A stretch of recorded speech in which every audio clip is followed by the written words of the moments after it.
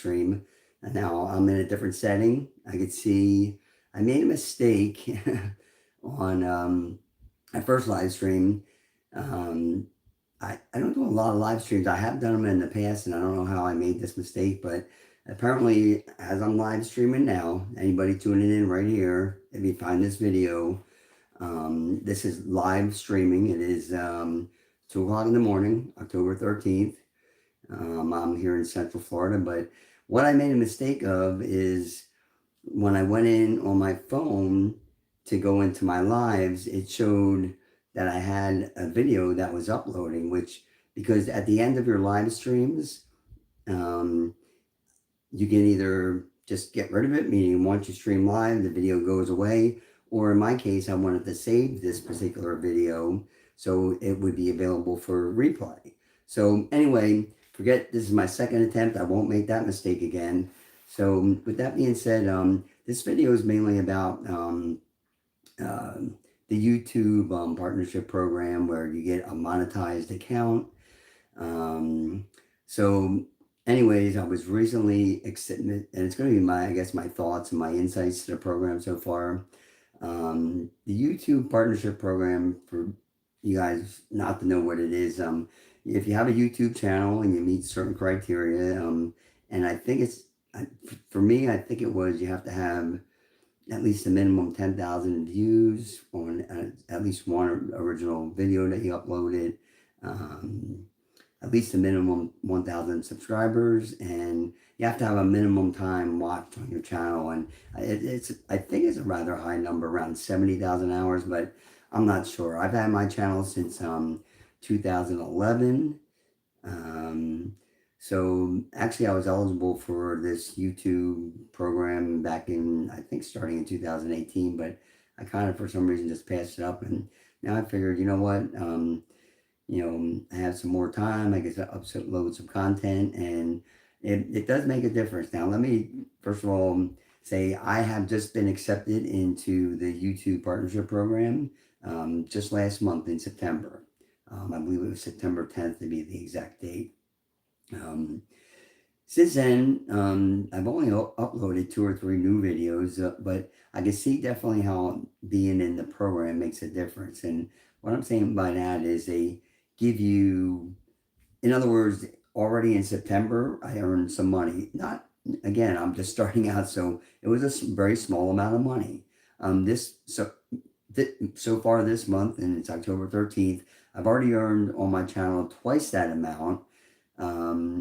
And I expect to earn, so I guess it's, that's why I can explain is you got to build slowly. I really don't have a lot of money invested. There are ways as a content creator, or, which, in other words, once you get accepted, your account's monetized, you can take certain uploads that you have and you can promote them. Not to get into too much what that means, but by promoting your video, you do have to then pay a certain amount, and it can be a minimum $1 up to whatever you want to pay. And then tell, basically YouTube, I'm looking for subscribers, I'm looking for views on this, and then you set it for the amount of days, you promote it. Your videos will, and I'm definitely a believer in promoting, but at the same time, that's only to build your audience. You don't want to be then uploading videos and then necessarily always promoting it. But other than that, what's called AdSense, which is, what you would need to go ahead and if you get an invitation to join the YouTube partnership program, you're going to have to add what's called AdSense.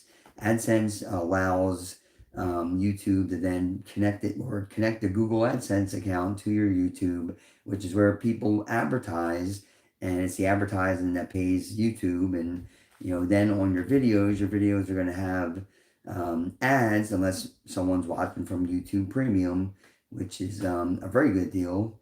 I think it's $9.99 a month, at least here in where I am in the Southeast United States. But so that way, with the YouTube Premium, and I'm not trying to plug them, but whether it's my videos or any video I watch on YouTube, what I love about it best is everything's ad free. But anyway, back to the partnership program. I don't know if you get it as a content creator or not, but you get a tool called YouTube Studio. It allows you to kind of monitor your content, see what you're getting views. Now I also did watch some YouTube videos on how to best upload your videos to make sure it fits your uploaded video then falls into that algorithm. Everybody's looking for that algorithm. I'm telling you, it does make a difference. Um, for example, I have a video on YouTube I uploaded 4 days ago. It's called Love Blues. It's just a simple acoustic song. Um, maybe a 2.5 minute video. Now it's been there for 4 days, and it's got almost 1,600 views right now, which is not staggering. It's not going viral, but I learned a little bit on the upload process and how to go ahead and properly tag, you know, do certain things when you upload your video. And absolutely, it does make a difference. And the reason I'm going to say that is that my most recent upload, that Love Blues, that's 4 days ago, that's almost 1,600 views, must have fallen into some type of Google algorithm. Or the reason I say that, and again, I'm still learning, is that same song I did an electric version of Love Blues about 2 years ago, maybe over 2 years ago. The title's not the same. It's going to say "Testing Out My New Gears." When I had, you see behind me, there's hanging from the wall that Seafoam hardtail Stratocaster. I was doing a sound test on that when I first purchased it, and that video is, and over 2 years old or older. I looked in. I don't know the exact date I uploaded. Same song, probably the same duration. Been there for 2 years. It's got 290 views. The video I just uploaded, Love Blues, has got almost six, and that's in almost 1,600 views in 4 days. So I would definitely tell you that it doesn't. Once you get into the YouTube partnership program, they provide you all the tools. There's video lessons. Right now, there is somewhat a lengthy process, and it's for your own benefit. They do make sure as far as your identity and verification, you have to have certain things. You have to have at least two-step authentication on your Google account. I did have to answer several questions to apply for the AdSense to verify my identity. Then Google sends you an envelope. I think I may have it right here. Kind of take my name, but it looks like this. Okay. Inside that, I haven't opened it up yet, is going to be, I don't know, almost looks like a 1099, which I do have to fill out. But there should be some type of reference ID number in there. Once again, doing the final confirmation for identity. I then call up. I already got the email from them, letting me know, look for this important document to come in. Now the next thing is I will, free of charge from them. I don't know if it's available by video, but it's definitely by phone call. I will schedule a phone call with someone from Google, but that works in the AdSense department. The AdSense is where the advertising comes from, and what they're going to do is they're basically going to give me, they already in the email says they reviewed my channel. They know where to start from right from the get-go. It'll be about a 30-minute call, so I'm going to go ahead and schedule that, give them the reference ID number contained in the letter that they sent me. That'll confirm my identity, and then I can give them goals. But right away they'll be able to give me ideas. And when I say ideas, the monetization comes in from what I quickly learned just from right from the get-go is on the way you upload your video, the hashtags you use, the category you put yourself into, plus much more. I mean, I'm still learning, so I don't want to give away, and I don't want to give any misinformation, although, the information provided me by the YouTube partnership program, I don't know if I'll necessarily say, hey guys, here's everything, because a lot of what they teach you is just probably not known for the person that's not in the program. Like, for example, if you are, let's say your category is music, okay? And you produce music videos or whatever. I'm just going to show you. Now, again, I don't know if this separate URL or website is available to all YouTubers that have a channel or just content creators. Content creators meaning you've been accepted into the YouTube partnership program, but they give you actually a separate website where, let's say you say, okay, I'm making the same type of videos as this person, but for some reason when I upload my video, um, over the course of 12 months I'll be lucky to get 500 views. This other person, okay, that has a channel, uploads similar content that I do, but for some reason or another, over 12 months, they get 500,000 views. How's that possible? What are they doing? So you can actually then copy the URL from YouTube, take it to another website, plug it in, and it will tell you exactly what hashtags they used, how they uploaded the video, um, what thumbnails they use, and everything like that. So basically, you get all the information in your category of what the people that are successful, content creators, and from my understanding, some of the content creators earn up to like $30,000 a month. The top ones. In my case, I've already earned some money. Now I do have a goal set in mind. When I talk to the one-on-one phone, interview with the Google, I'll let them know what my goals are, and then from there they'll probably say, well, you need to do this, this, and this, and this to go ahead and get there. So my insights to the program right now are very positive. A lot of people talk about monetized accounts, and I don't know, you get mixed, even the content creators, you'll see some of them, I watch certain channels where they have monetized accounts, and they say it's not for everybody. You have to, you can't just say, okay, well, I got a monetized account and not just put any work into it. At that point, I mean, it's for your benefit to go ahead, and especially if they're going to teach you how to do it for free, as long as you're willing to watch some tutorial videos and take a phone call from Google, they will get you there. Which is really good. In other words, I think they have an excellent support system. Everything is like when I get an email from them, everything is very clearly defined. Now, am I looking to become one of those huge content creators that is making that $5, $10, $15,000 a month? I don't know.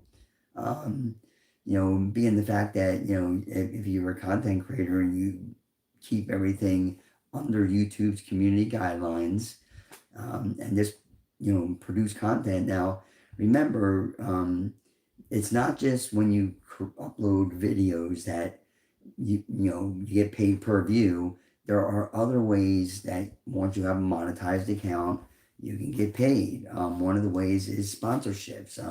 If a company, says, well, it looks like that person, always plays a certain brand guitar, so I'm going to go ahead and have them, sponsor. And there'll probably be a part where I would read some script in the middle of my video. Hey, by the way, guys, I'm playing this guitar, and that would be a sponsorship. And, I don't know very much about that yet, but I know, and I don't have any sponsorships, but I know that's a second way to get paid. A third way is memberships. You can create, a membership thing and ask people for exclusive content that you upload for members only to pay anywhere from, I think, is an extra $1 a month up to, I don't know if there's a maximum, but I mean, I wouldn't, personally, if they even selected it, I wouldn't put a maximum of more than $4.99. I mean, YouTube is free to use. So even if you have a monetized account, I mean, just because, you have a memberships only, at least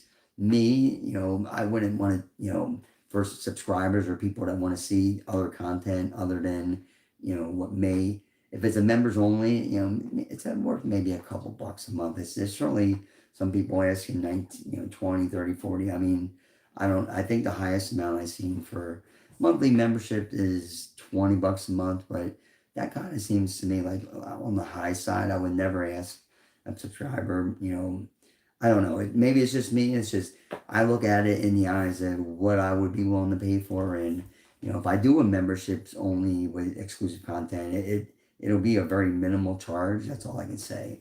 Until I learn more about it, and now there's other ways you can earn doing shorts, getting super chats. Again, these are things I don't think I even have set up on my account yet. Only thing I have set up to monetize my videos right now is I believe the from the AdSense, the views that appear on my videos, so I'll be getting paid per view. But there are additional ways. Oh, I got a guest appearance here. What are you doing? This is Egypt. Say hi, Egypt. Say hi, Egypt. Did you wake up? Oh, what am I doing, huh? All right, so anyway, oh, let me put her down. Come on. No, now I got a squirrel on my back. I can't get rid of her. God dang it. You got to do this right in the middle. Come on, Egypt. It's Scooby-Doo. All right, sorry about that. What are you doing? All right, as far as what you can expect regarding upcoming content on my channel.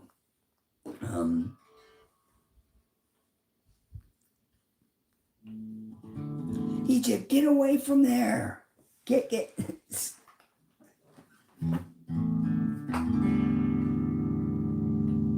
All right, hold on one minute. I'm gonna let this kitty out of the room. So I'm awfully sorry, people. Come on, get your little butt out of here.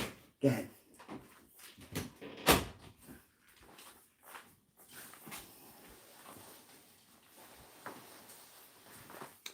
All right, sorry about that, folks. All right.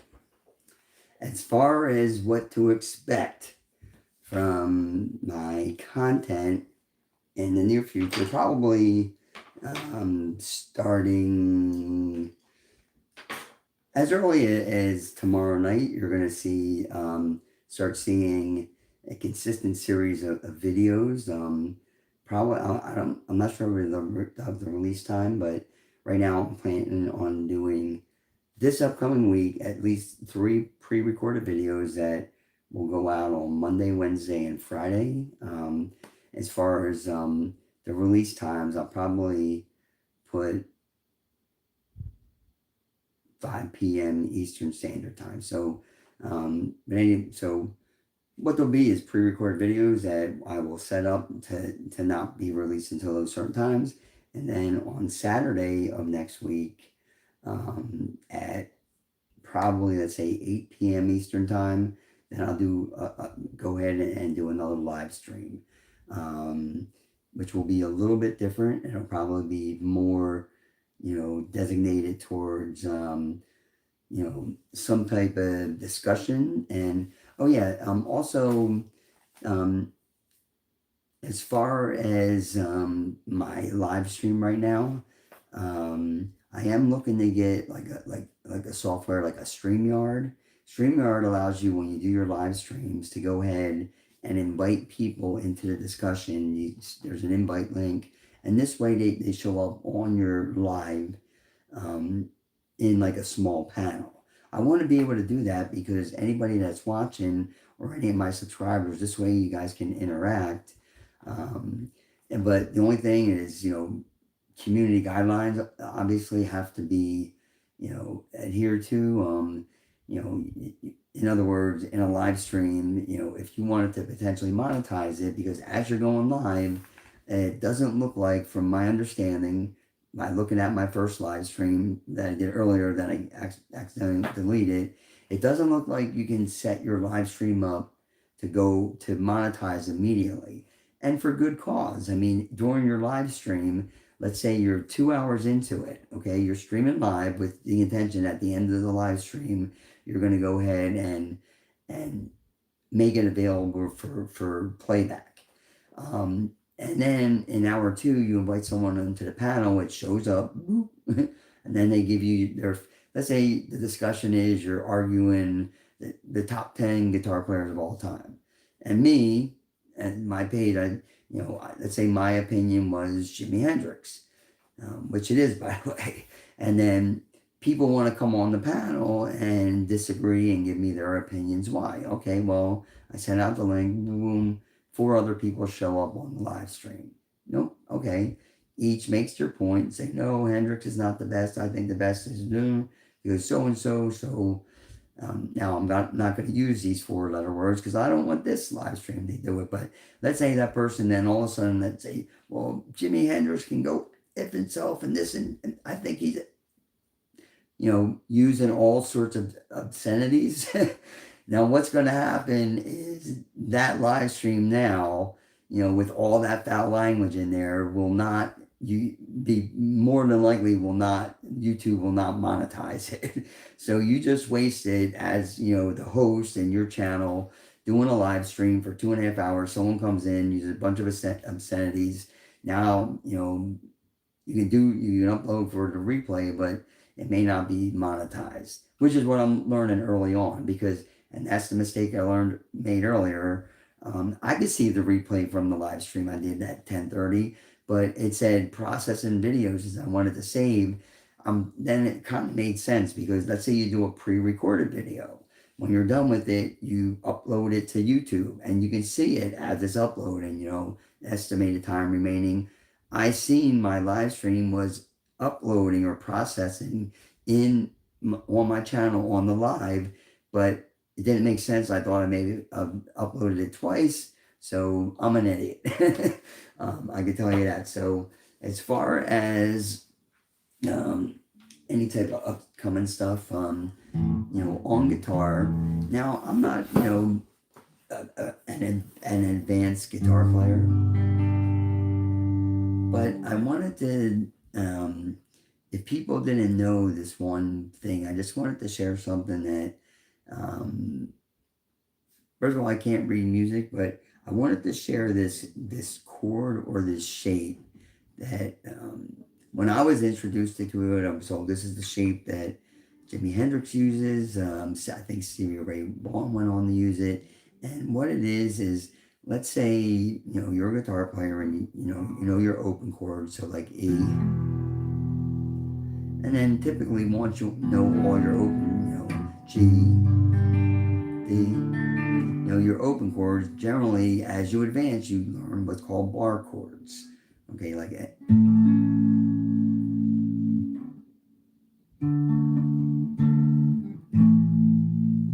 Okay, and then typically as you advance even more, you learn what's called open shapes or movable shapes. That's what, I'm not going to show it here, or I'm going to show it and try to slide up here and show it in a little bit of detail what I'm talking about. Okay, let's say, for example, you are in a blues shuffle, let's say just like a medium tempo in A.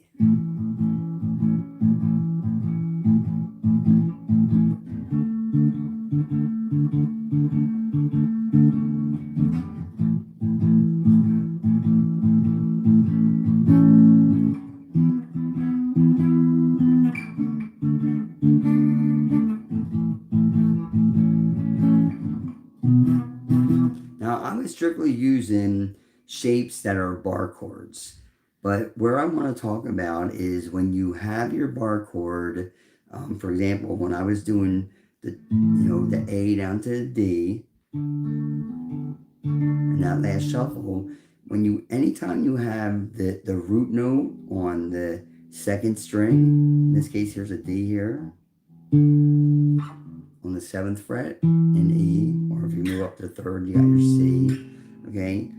The finger in there for, the official name, and I think it's E sharp add 9 or something like that, but it's gonna, if you know the finger in for, let's say, a D7 on the open chords, okay? That's gonna be the same shape. You're gonna be on the 6th fret, 3rd string, and then you're going to be on that root note of E on the 7th fret, and then you're going to be on the 7th fret on the 3rd string, which is the G, and then your pinky is going to be on the 8th fret on the 2nd string, which is your B. Okay, now you have a movable shape, and the reason I say that is right now you're in E, so back to that shuffle, I can go.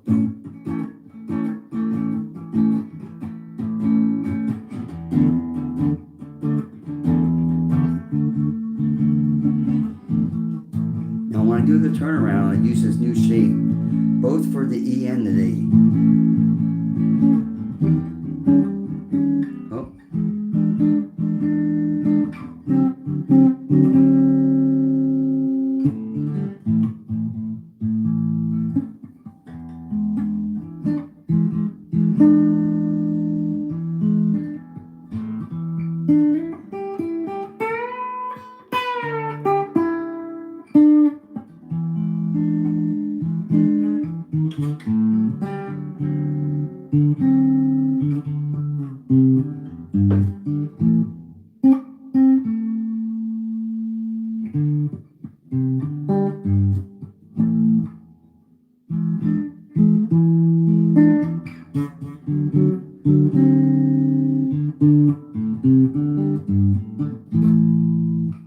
Okay, so once again, it's that little shape there.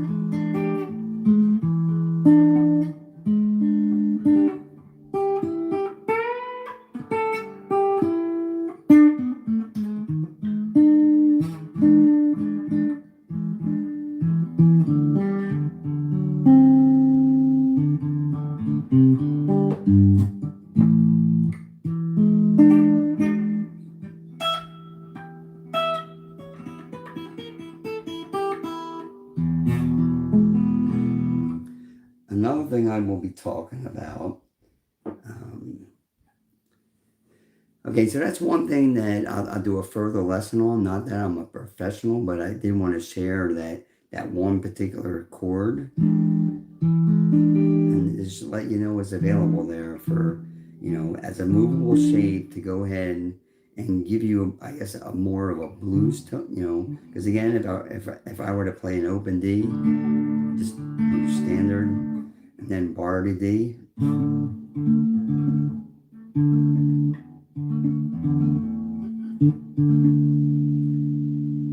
Versus playing that.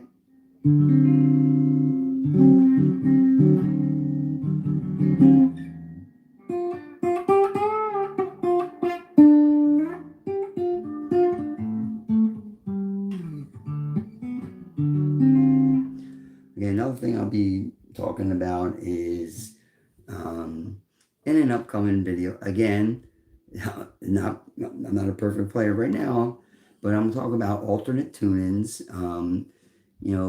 One of the shorts that I made about slide guitar got a lot of views. It was my most viewed short, and for some reason, and people were interested in slide guitar. Well, when I was playing that slide guitar, I want to do a separate video, kind of, and since people seem to be interested in it, and show you how I got that tone by tuning to an open D, which is instead of the E, A, G, or E, A, D, G, B, E.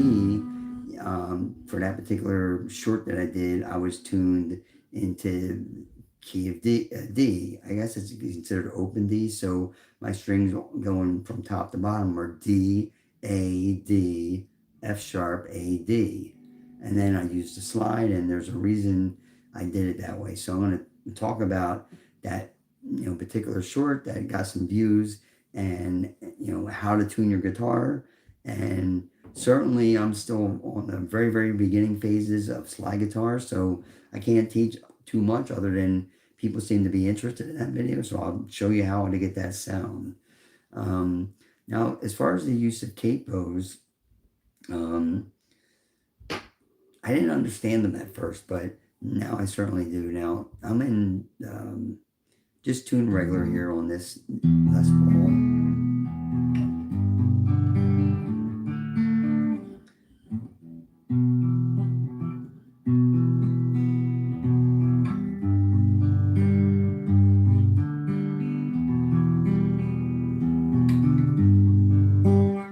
All right, so let's see if we capo.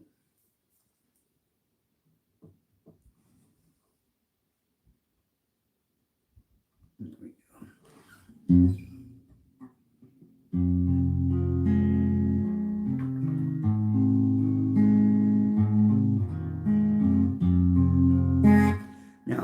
reason I did this capo real quick, and I'm not. I guess I can name the song because I uploaded a short on it, and it didn't seem to get any copyrights. But for example, this particular Alice in Chains song, "The Rooster." Um, if you want to play to their key, you gotta be either, if you'd like the 2.5 step down, you're going to place the capo on the 2nd fret. If you're tuned regular in the 440 contra pitch, to play to their, what I think recorded, you would need to go ahead and capo the 1st fret.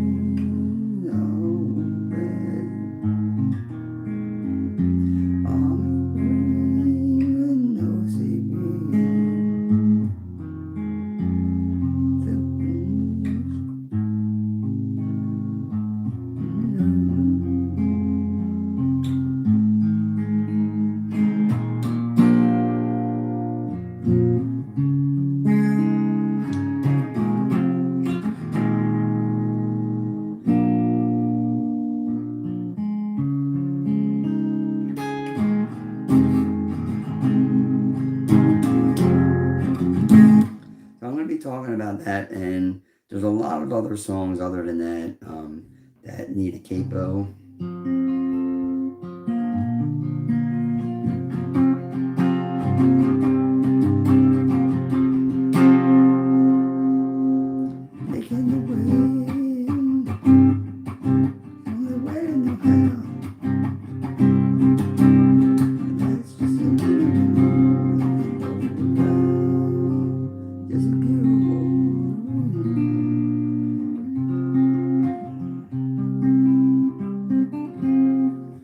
So those are some of the things that, using a capo, how I kind of understand it in alternate tunings. Not that I'm a pro, but I'll put it out there. I'm also going to be talking, I might as well talk about it in this video. I am an Eagles fan.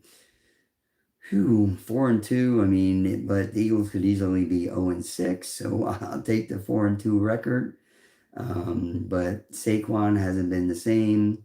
Our defense doesn't look rigid. I know we got a different offensive coordinator, but we have tons of talent. We're just, I can't believe between AJ Brown and Devontae Smith and Saquon and Jalen Hurts and Dallas Goedert. I don't know if it's the offensive line, but or just, I don't know, something's out of sync, especially with the Eagles' offense. I guess the defense is playing okay, but the offense is just, So maybe I'll do a separate, video per week on the Eagles, because that's a subject I can go on for hours about. But, I guess with that being said, I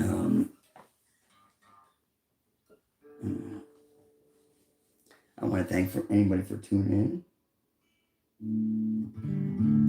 I want to thank everybody that did tune in or may watch the replay.